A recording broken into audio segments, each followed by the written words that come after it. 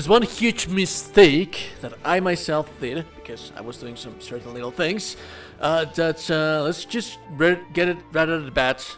Purchasing characters, making purchases for characters with your crew member cards. You should avoid doing such a thing, because that is going to hinder your gameplay time so much. So in this video we'll go into the discussion of why you should avoid making such a mistake, and also we'll talk about why is it going to cost you time, gameplay time, and it's not going to say, let's say, wasted per se time. It's not that you're going to waste that time, but it is going to have to prolong your gameplay time so much more, while you're going to get items or some little things for your main character, endgame items that you could get so much easier if you wanted to avoid that mistake. So right here, for example, we can purchase our characters. I myself purchase all of the characters because I'm making guides for each and every single one of them characters. So I'm just missing 2 of the characters right there. I have everyone else joined right here. And there's a couple of things why you should be avoiding this thing. The level... some people out there on forums are saying like level is going to be a huge of a deal, but in reality it's actually not. Like, level is not going to matter that much. If you go into your crew right here, you see the rest of the characters that you have around here. The lowest one that I have, it's like 59. Your characters are going to naturally level up as you play the campaign.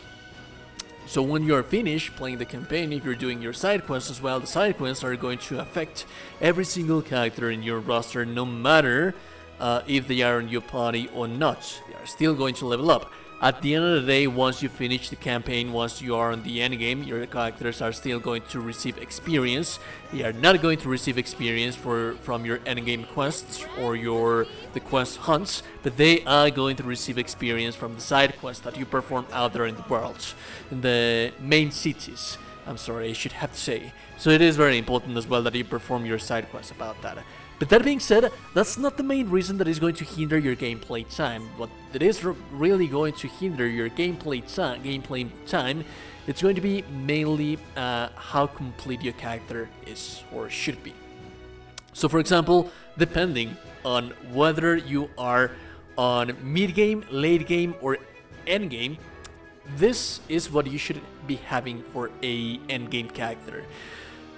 One thing is going to be the weapon, the other is going to be the sigils, but one of the most important things is the completion of your character. For the end game, you want to have a character that has a 100% completion on the offense and defense as well. And that is going to scale depending on whether you are in hard, extreme, maniac. On hard, you should be like around 40% completion on, and then when you go into extreme it should be like 60, and then if you go into maniac it should be 80% completion, and so on and so forth.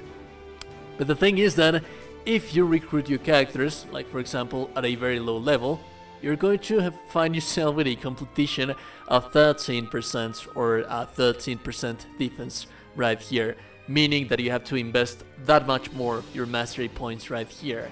Whereas if you wait until you actually get the rest of your characters all the way to 100, it is going to allow you to start playing extreme immediately, because the completion of the character is going to be on 64. And I should actually like to say that with 64 and 62 completion, it should be just fine to start playing the extreme quests. I wouldn't say that maniac. I wouldn't say that maniac is going to be like that, but yeah, here it is going to start costing quite a bit of points, mastery points, to start leveling this thing up. So for example, in those 2 guys right here, we're talking about like 4,000, 5,000 mastery points that you're going to need to invest in here, which is going to be that much more if you have to start from 0.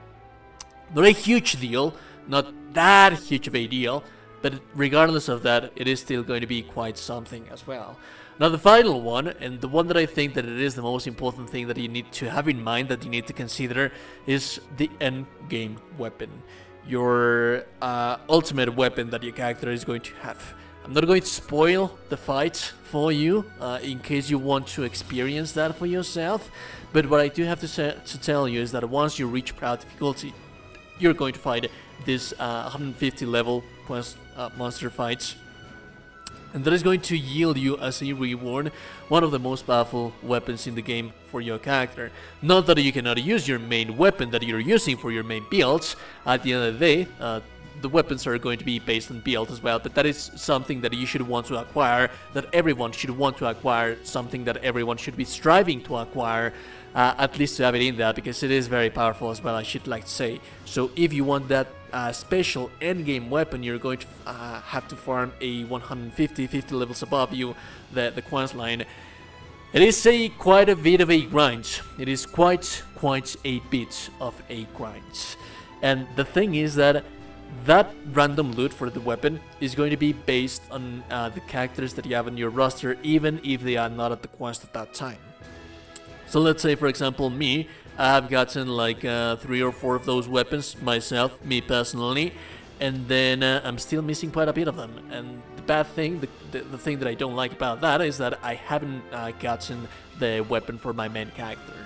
So meaning that the less characters that you have available at the roster, the higher the chances that you get of getting the weapon for yourself or your main character as soon as possible. So the ultimate advice, the one thing that I could tell you that you should do, is go out there, watch character guide videos. I have quite a bit of them. I'm still working on my character guide videos. I'm taking the dip in here. I'm taking the fall for you not to. I'm still making those character guides, so that is going to help you. It is not only going to help you to understand how to use the individual single mechanics of each and every single one of those characters, but it's also going to give you an idea of what that character is going to be able to do, what is it that they can perform. Naturally, they change quite a little bit depending on the builds that you make for the endgame, but the overall skeleton of the character, it is going to still be that. It is going to give you an idea of what is it that character is going to be able to do. What is it that character is going to be able to pull off. And that being the case, it is going to naturally allow you to take the choice to decide whether or not you want to use that character at the end of the day or not. Because the less characters that you have available, the sooner you'll get those weapons. And then if you still want to try the more characters, because that is something in this kind of type of games, it's always amazing, it's always a delight to play a new character and feel that it naturally feels, pun redundance, it feels different. So it's always nice to be trying new characters, but those new characters, you're still going to level up the masteries, you're still going to have to level them up their levels individually as well. And you're still going to have to acquire those individual weapons.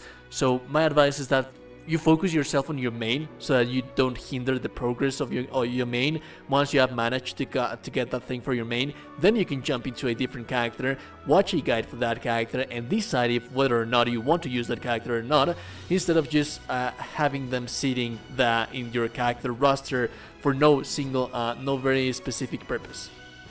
Anyways, if you like the content, still looking to super appreciated. No still you today, you're a gorgeous and beautiful person, you're indeed a gorgeous and beautiful person. I will listen to you goddamn gorgeous and beautiful people in the next one. Have a lovely day, and bye.